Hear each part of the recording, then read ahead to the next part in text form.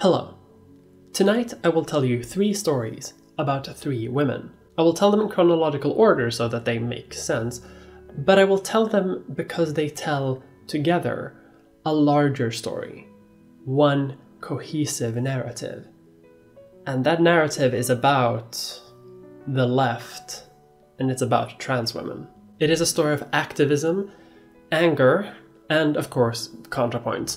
Well, I have to mention her this early so that the people who are here just for the drama posting have something to latch onto, but we'll get to her. Nearly 3 years ago, I made a video called "The Left Doesn't Care About Trans Women." As a card-carrying member of the left, and being a trans woman, you can imagine that I had a lot to say. Around the time, there was, as it always is, Discourse. However, these stories are a bit older. They're not really current, which is just great for the algorithm. Good job, Mia. Your choice of video topics is always so choice. Instead, we're going to talk about identity politics. And this is one of those subjects that keeps coming up, and it never really goes away. Now, obviously, I can't talk about every single thing that identity politics would encompass. However, this is already sounding a bit academic, so let's boil it down a little bit. I think the real question is, how do we talk about issues? And why do we talk about them the way that we do? I do, however, think that these stories serve to example a sort of microcosm of a much larger phenomenon. And it's a phenomenon that is very impactful to the way that we think about very, very fundamental things. Chelsea Manning. So let's begin the storytelling. A long time ago, in a discourse far, far away. Okay, but for real though. Chelsea Manning is a whistleblower who became very famous in 2010 for leaking classified documents about the US military's activities in Iraq and Afghanistan, and specifically about a lot of bad things that the US military did there. Now, leaking that information is undoubtedly heroic, especially, in the eyes of people who are, against war crimes, which should be you, and if it's not, leave. For this, she was jailed from 2010 until 2017, when her sentence was commuted by outgoing President Barack Obama, and then she was free. After this, she became a primary challenger against Ben Cardin. Basically, she was going to try to become a senator, becoming pretty big in mainstream politics. And people fucking loved it. And a lot of people thought that she never should have been jailed in the first place. And it's important to note how loved she was in online lefty spaces at the time. I myself had a bunch of stickers around my dorm room in university about Free Chelsea Manning, and even more so in online trans spaces, because Chelsea is a trans woman. At the times Chelsea could communicate to the outside world, people were ecstatic. She was always cheered on by thousands of other leftists who would share along with similarly emoji-laden tweets. But then,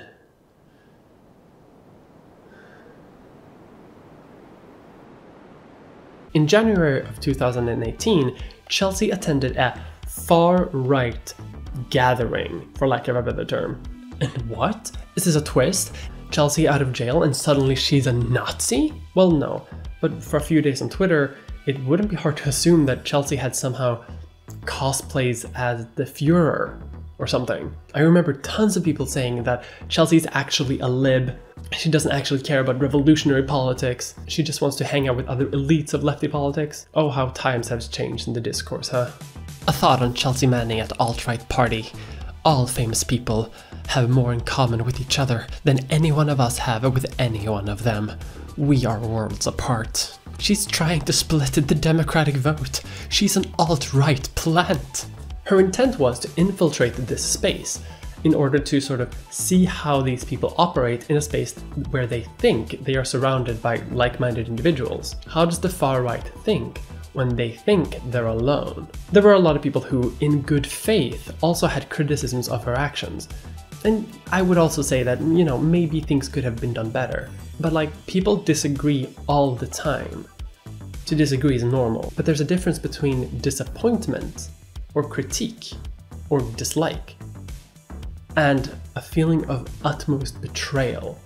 And that is what a lot of people felt against Chelsea at the time. All of these things would have been wild to say if anyone just took a step back and realized what her claim to fame even was. And you know, if it happened today, I have no doubt it would have been worked into conversations about cancel culture that everyone was having until, you know, the pandemic canceled all culture. But I think that there is more here than actually meets the eye.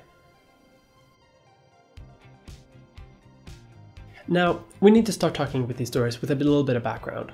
Identity politics is one of those words that you keep hearing on the internet, but that is almost never defined as anything real. Like, it is an established academic term, and we'll get to that. I should say, however, that I don't think identity politics are necessarily a good or bad thing. They're a tool, and they're a very useful tool, but that tool can be used for both good and for bad. But 9 out of 10 times that you hear it on the internet, it's usually by some edgelord who's talking about how much he hates trans people, or gay people, or anyone who has like a prefix of some sort. If you are something people, that person probably hates you. How dare you have an identity? Identity politics isn't necessarily something that people actively do, but rather it is a phenomenon that is sort of ascribed to people. Sometimes it's just doing politics with people who have a similar or identical identity to you, and specifically having specific causes that are relevant for those specific identities. The base idea of identity politics is that there are some people who, by virtue of their identity, are more subject to oppression than other people in society. And it follows that we can organize along those social lines, along lines of shared oppression, in order to sort of gain emancipation, to gain progressivism, to become a more progressive society, working from the bottom up, so to say. For example, a society can be homophobic, and so people who are gay can organize with other gay people for gay causes. And some people talk about this as sort of a way to create hyper-specific classes based on sexuality, race, gender identity, and religion, and so on. Oh, but hang on there. Classes? My father has told me that there are only 2 classes, and variations of those 2. It is the proletariat, the bourgeoisie.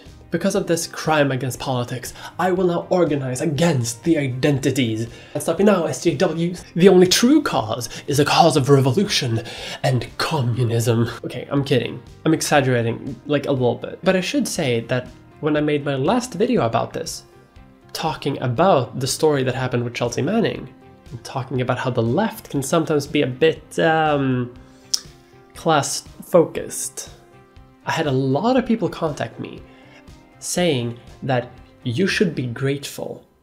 The only rights you have is because of the left. And that's it. It is only because of the left. And that's it. I cannot change this. I think this is an example of where some people have the opinion that identity politics will sort of distract from actual progressive causes. The historian Arthur Schlesinger talks about identity politics sort of fracturing politics. Schlesinger argues that viewing politics in this way is what is causing fractions in society, which I think is a very bad take. Schlesinger has some very weird ideas around identity politics, which might explain his opposition to it. He believes that movements for civil rights should aim towards full acceptance and integration of marginalized groups into the mainstream culture, rather than perpetuating that marginalization through affirmations of difference. He's basically saying that by acknowledging that people are different, people cause their own oppression, which is wild. I'm gonna need more wine for that one. But there are criticisms of identity politics that are far less yikes. One criticism that is common both in the left and the right is that identity politics ignore the common man, ignore the plight of the working class. And while this might sound like complete bullshit at first, there is something to it. In the 1950s and 60s, left-wing intellectuals who were both inspired and informed by a powerful labor movement wrote hundreds of books and articles on working-class issues. Such work would help shape the views of politicians at the very top of the Labour Party. Today, progressive intellectuals are far more interested on issues of identity. Of course, the struggle for emancipation of women, gays, and ethnic minorities are exceptionally important causes. New Labour has co-opted them, passing genuinely progressive legislation on gay equality and women's rights, for example. But it is an agenda that has happily coexisted with the sidelining of the working class in politics, allowing New Labour to protect its radical flank while pressing ahead with Thatcherite policies. The idea here then is that identity politics sort of distract, or sort of act as a bribe. Party leaders can pretend to be all progressive and helpful, while at the same time actually crushing working people under the boot, which obviously also affects the people who are being helped by identity politics. But isn't that the crux of it all? That high-ranking politicians can sort of present these things while not actually doing anything. But is that the fault of those who organize themselves along identity politics lines, or is it the fault of the politicians who are doing this instead of the other? I'd argue that the fault lies with those in power. But you could also argue that it is the fault of all of us, that we have allowed ourselves to be tricked by the party leaders with their fake progressivism while they keep crushing us under the boot of capitalism. But at that point, we're getting far too philosophical, and that's not what this is. This is history, YouTube! And so we have to look to historical precedent. And if we look historically, we find out that these two things are not mutually exclusive. Famously, the Black Panther Party combined ideas about black pride with things like class consciousness and Marxism and revolutionary socialism. For some reason in politics, we think that we can only care about one thing at a time, or that we can only organize ourselves along one type of way. And obviously that's not true. But what does that mean for the individuals involved in that sort of organizing? Or even involved in that sort of discourse in the first place? I mean, we live in a society. Individuals who may not share the opinion of everyone involved in a very specific niche of identity politics, but at the same time might not be 100% identified with any particular niche when it comes to sort of traditional working class politics. How do we deal with that? Okay, but this is slowly becoming a lecture, and that's not what I'm supposed to do here. I failed lecturing, that's why I'm on YouTube. Let's take all of this down and talk about a very specific example. Let's say that you live in Sweden in the year 2011. Now in 2011 in Sweden, there is a law that says if you want to legally change your gender, you have to get surgically castrated. Now that doesn't sound very good. Now obviously, this is a bad thing, but how do you work against that? Let's say, for example, that you go to a major party. Well, the major parties probably have more wide-ranging issues to deal with. As trans people, we are, almost as virtue by existing, a very, very small minority. And so major parties might not have the time to do anything about that. So the next more practical thing to do is organize with other trans people against this one specific issue. And because trans people are such a small minority, you're gonna almost have to be forced to talk with people who don't share your political beliefs otherwise. And this was the case in 2011 Sweden. Trans activism here generally have been a bit more sort of big tent activism, meaning that the people who were involved in repealing this law came from all sorts of political inclinations, from the left to the center and to the right. And this is a type of identity politics. But notice that from the beginning, you as an individual never intended to sort of start a party of trans people to fight against one specific law. You wanted to change your gender, and so you try to go to mainstream politics where it's supposed to happen.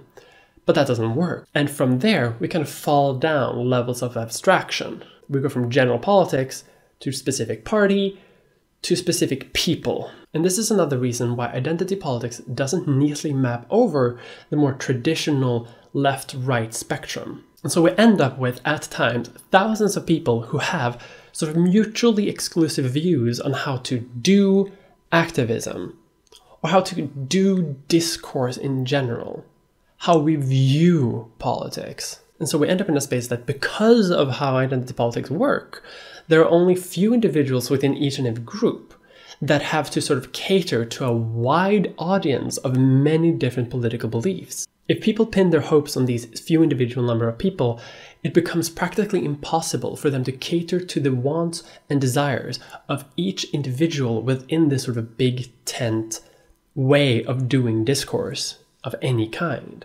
And because of that, there are many people who become role models involuntarily, but they are also judged as role models, also involuntarily. Hello, wary traveler. Welcome to story number 2, Contrapoints. If you don't know, Contrapoints is a major YouTube figure who talks about politics, philosophy, trans stuff, gender, milk, and she has a powerful talent of causing drama. I am going to call her Contrapoints in this video because I heard someone somewhere talk about that there's a difference between Contrapoints the character and the person who is making the Contrapoints like on the channel.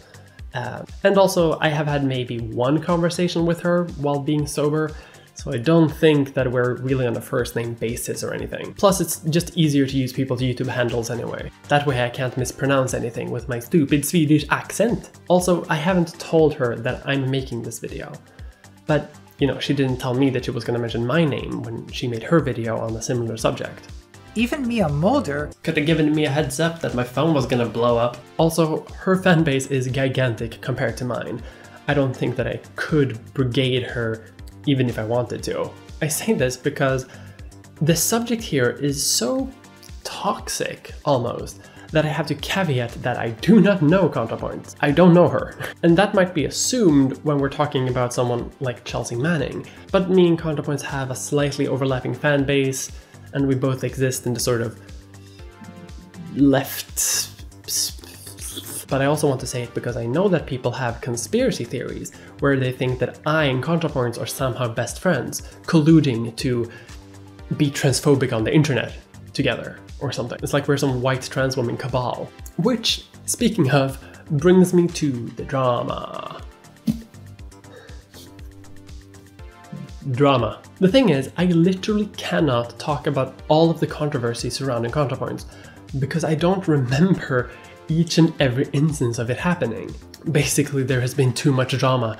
I can't keep up anymore. Due to some strange phrasing in both tweets and on YouTube, there begins this sort of idea that Contrapoints sees herself as elitist, or at least someone who looks down on non-passing trans women and non-binary people. Contrapoints refutes this assertion, but the discourse has already taken hold. This mostly takes effect when she releases the video The Aesthetic, a video that I also found myself disagreeing with quite a lot. I also want to caveat this by saying that, there's a lot of caveats. I want to caveat this by saying that I like Contrapoints. I think she makes good videos. Thumbs up. But at the same time, I do have a lot of criticisms against her content. And I do find myself disagreeing with a lot of her takes. But as I've said, that's normal. I disagree with everyone. I'm an historian.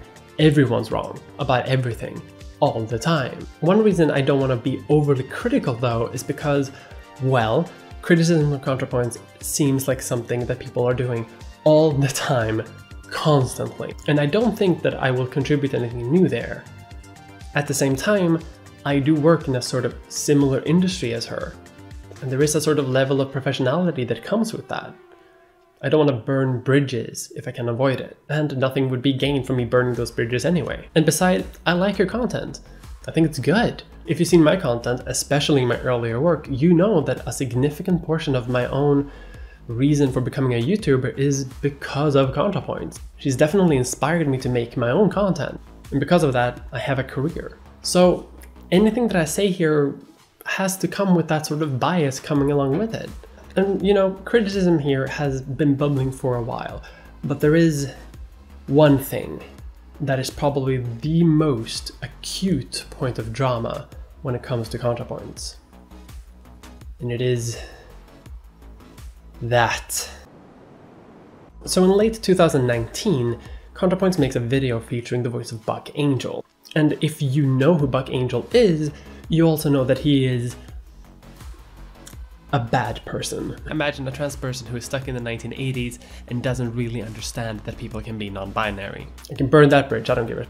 And so a lot of people felt outraged that Contrapoints had featured his voice in that video, seeing it as sort of accepting his bad views. And for weeks after the release of the initial video, people were outraged. There were apology posts on Twitter, there were videos released in relation to it, there were statements put out, people left Twitter, people came back from Twitter, people were upset. I saw people on Twitter saying that they were crying from the betrayal of the situation. Which, sure, but as I've mentioned, a lot of things here are about optics and what we already know coming into these situations.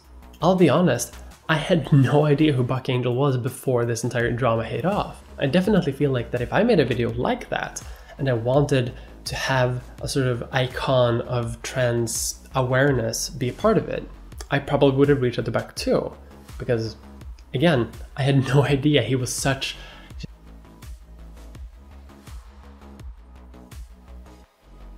Like, I remember being a teenager and seeing images of Buck Angel in magazines and on the internet. People were making fun of Buck Angel, and Buck Angel being a sort of stalwart champion against that, sort of being a visible trans identity in a society that at the time was even more transphobic than it is today. That is something that is relevant. It doesn't excuse his ass, but what I'm saying is I could have made a similar mistake. And now some people are saying like, oh no, am I drama posting? Why is me and Mulder drama posting? Well, when this Buck Angel situation began, I was really starting to encounter my first sort of experience with a hate mob. As Contrapoints points out in her own video about this subject, I had people come after me for sending an emoji to a friend who was being harassed. And while the person who did come after me for that specific emoji has talked to me and since apologized, and I have forgiven them, there were people way before that heart emoji. And I still have people today coming to say that I am a shill for Contrapoints. And so even before the emoji, because I occupy a similar space, I am already guilty by association. An interesting product of this drama though was that there was a huge influx of people who were making reaction content in relationship to this outrage. For a short period of time, there was a genre which was responding to the Buck Angel situation. These events happened over a year ago. I've been wanting to make a video about this for a significant amount of time because for one reason or another, it did splash over to me too, despite, again, not knowing Contrapoints, having nothing to do with the video, having no real relationship with her, and having almost no public contact whatsoever. And so the reason I've waited so long of making this video is because it is a year later, a lot of the hot energy has cooled down. And if there's anything I want you to take away from this video is, let those feelings be cool. I do not want more emails in my inbox. Stop it. Stop sending me emails. And obviously, say what you want about doing this. I personally think it was a bad move. But at the same time, I don't think the world has collapsed because of it. Frankly, I am unnerved by the fact that I am scared to say that even though I think it was a bad move, and even though I am criticizing Contrapoints, I feel like no matter what I say on this topic, I am going to be harassed for it. I hope I'm wrong about that. But again, why are people so angry? It's one thing to disagree with people. I do that all the time. But it is quite another to actively become angry at another person. There's been a lot of talk about cancel culture this year, before the world decided that it had other things to worry about. And of course, that's been done to death. I'm not gonna do that, don't worry. But what I do think is that cancel culture is more a symptom than a cause of the problem. One reason I think is because we as individuals have to exist within this sort of weird soup where we have to have many contrasting and often incompatible ideas about how to do discourse. And as I said, that's a good thing. We have to do many different things at the same time. But when we channel all of that into an individual, someone that we look up to, suddenly that becomes a lot more complicated. An individual can't hold all of these ideas at the same time, or at least they can't perform all of these different methods at the same time. But we, as a viewing audience, expect people to sort of do this, and no matter what method that they do, all of the other groups that don't subscribe to that idea are gonna think that you are doing it wrong. So prominent voices have to exist in this sort of superposition, where they both have to be in relation to the traditional left-right discourse, but also within discourse about identity and general ideology and subculture. And even within these groupings, there are hundreds and hundreds of other groupings within them that are also mutually exclusive from each other. So let's say, for example, that you believe that deplatforming and never interacting with a political opponent is the way to go. Great. There is some anecdotal evidence for that working. There's definitely like a large movement behind it. There's a good gut feeling that it worked. There's anecdotal support for it. But there is also another perspective on how to deal with the far right, for example, that you should have direct confrontation with them. Don't let their ideas be unopposed. But also sort of present yourself in front of them. Humanize yourself in front of them, but also allow yourself to gain access to places where they think they're alone, so that you know how they operate within those spaces. And I should say that's very different from people who say that we should hug neo-Nazis or pardon Donald Trump or something like that. And these two ideas can't coexist at the exact same time, but they are both effective methods for countering political opponents. The solution is obviously we can do them both. We just can't do them at the same time, and not everyone can do both. Crucially, we don't know which method is the method.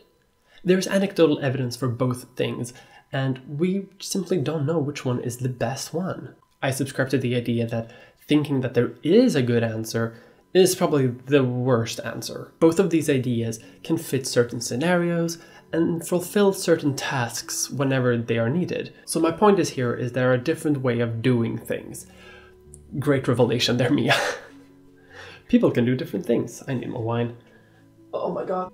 And I think a lot of this happens within subcultures as well, such as on YouTube, and what happened with Contrapoints. That's not to say that I think that any of these two stories are perfectly innocent.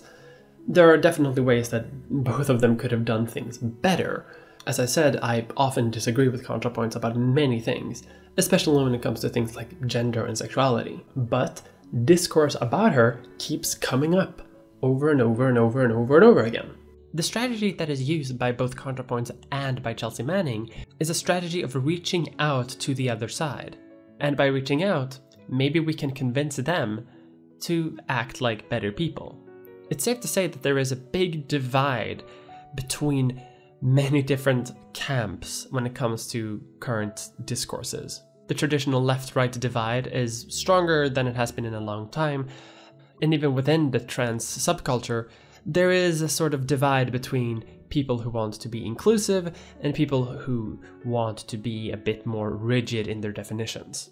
Since her meteoric rise to fame, a lot of people are attributing ideas and methods to her work that may not actually be there in the first place. For all we know, they don't even exist. And so there's a slightly different dimension at work here. The optics of power. Chelsea was heavily criticized, and she was that for weeks. But with Contrapoints, the drama from last year still reaches my inbox almost every single week. The drama around her has splash damage that is lasting. At the time Chelsea attended the party, she was also running for a Senate seat. And while that was ultimately unsuccessful, there was definitely a perception in the online sphere that she is now a part of the mainstream. She has overcome her underdog status of being in jail and has sort of become prominent. For the vast majority of people, the details of this race didn't really matter. It was only about the optics, and the optics said, Chelsea is running for Senate, and now she's chumming it with the alt-right. But when her race ended, a lot of those optics changed, and her actions were put in a sort of different viewpoint. A lot of the responsibilities and expectations were reduced. And this of course happened even more when she was again incarcerated. People aren't really gonna harass a hero if she is still doing heroic acts, and especially when that hero is not in power. With Contrapoints, on the other hand, she still has that high grace of prominence and fame, as in she is, willing or not, a sort of icon. She's put on a pedestal, and that pedestal is only growing higher, leading to more people coming in, building their own expectations and illusions of who she is, and then being crushed when reality sets in. In my last video, I talked about something called mental objectification. It's where people from all over will see prominent figures in various subcultures and assume that they are experts at their field and nothing else. They will assume that because they are prominent, they are experts, as in prominent trans people are probably experts on trans issues. And sure, as a gut reaction, that's useful sometimes. People do know a lot about their own lives after all. But I've noticed that this is often what they are used for overall. As in, we are often used as pillars to support an argument that is often larger than anything that has anything to do with us in the first place.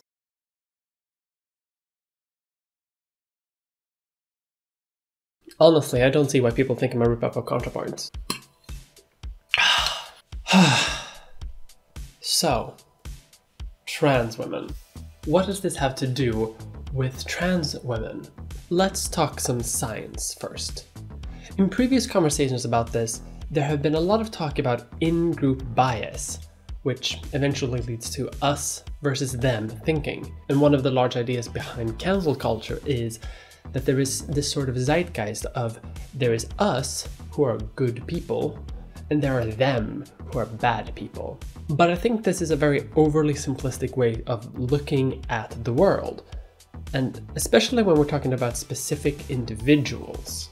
I don't think that the rules of viewing society can easily be applied on an individual YouTuber or an individual activist. The macroscopic is not microscopic, and the rules are different. An in-group bias often leads to us versus them thinking. And I witnessed this myself under the last big event under Contrapoints. I quickly noticed that no matter what I said, and I didn't say much of anything in the beginning, anyone who had a strong opinion wanted to sort of put me in one of these mental camps. Is Mia with us? Or is Mia with them? I think what is happening here is something called in-group derogation, which I'm probably saying wrong. In short, this means that we keep people who belong to the same in-group as us to a far higher standard than we would anyone else. In-group bias has the explanation of I want what is best for me. I want a positive self-image, and so I will work with people who have a similar self-image as I do. But in-group denigration rather focuses on being focused on the image of the group, as in, I don't necessarily care about my self-image, I care about the group's image. And so when people who belong to the same group as we do mess up, we lash out even more. And we do this because subconsciously we want to separate them from us. And initially this sounds as us versus them thinking, but the reason we're doing this I think is critical, because we're doing it to isolate the people who are doing wrong, so that we as a group look more attractive to the mainstream. Basically, you're making us look bad, hun. And I think that this happens even more when many of these different identities overlap with each other. Honey, you're making us trans look bad to other lefties. I don't think that is the known conscious idea as to why people are canceling other people, but I do think it is a step in the right direction of explaining why it happens, and why it happens within the group. This idea exists in politics generally, the idea of self-criticism. Basically, if we criticize our own group, we can make it better. We can route out bad elements so that the group overall will improve. And the idea is this will be good for everyone. And some people are way more explicit with this intention than others. But it's important to note that you don't have to be aware of this dynamic in order to take part of it. You may even reject this dynamic and still take part of it.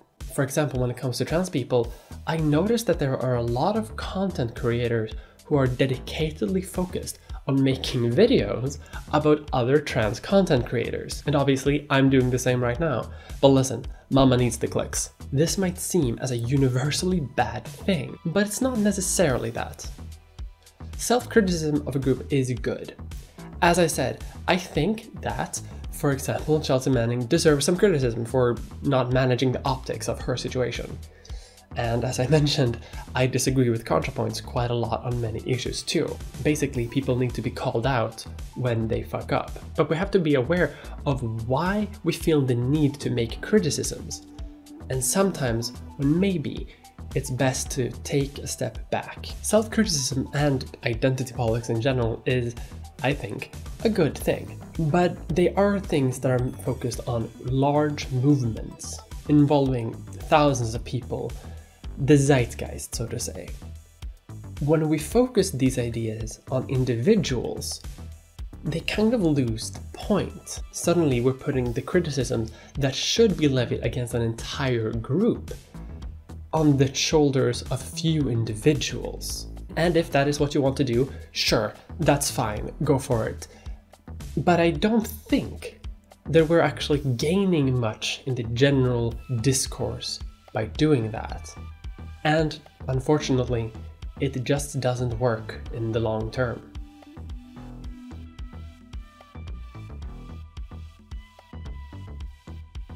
So that was long. Here's the gist.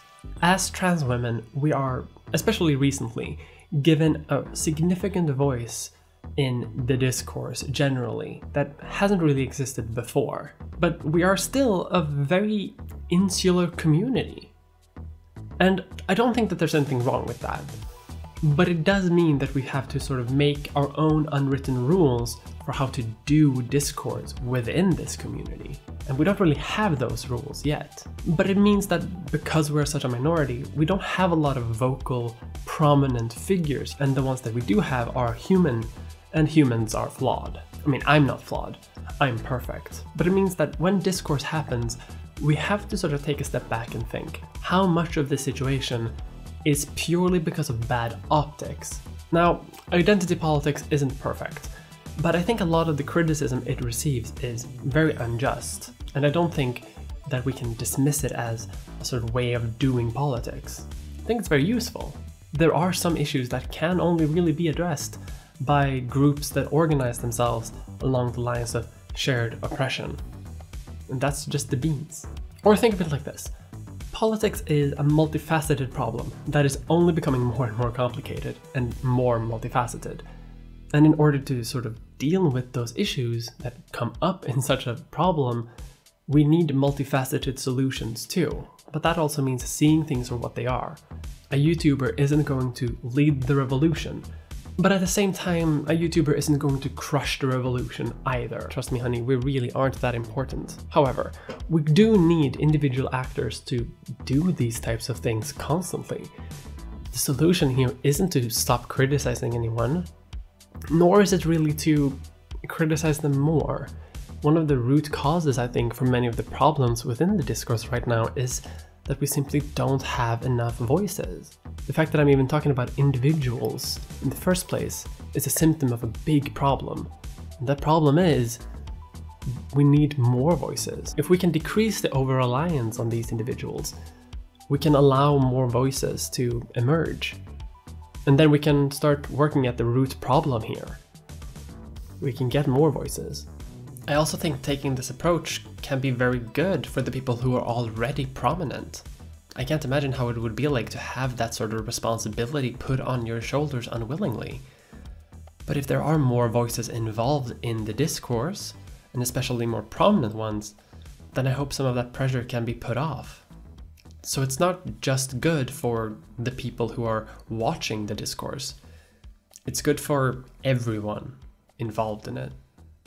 Because then, when we finally have a multifaceted approach to art and politics and discourse and ideas, then finally, maybe, we can find out how to delete Twitter forever. Or, you know, at least bring down their stock price. I want to buy Twitter. I'd buy that for $1. God, politics is so boring. But hey, Are you, like me, slowly going insane by being inside while the world is just... Well, so am I. Which is why I'm very happy to bring you the sponsor of this month, SKILLSHare. SKILLSHare is an online learning community with thousands of classes ranging from illustration, design, video and more. I'd personally recommend Plants at Home by Christopher Griffin, so you too can have plant. Normally, you can get SKILLSHare for less than $10 a month if you sign up annually, but the first 1,000 people to click the link in my description will get a free trial of SKILLSHare Premium membership.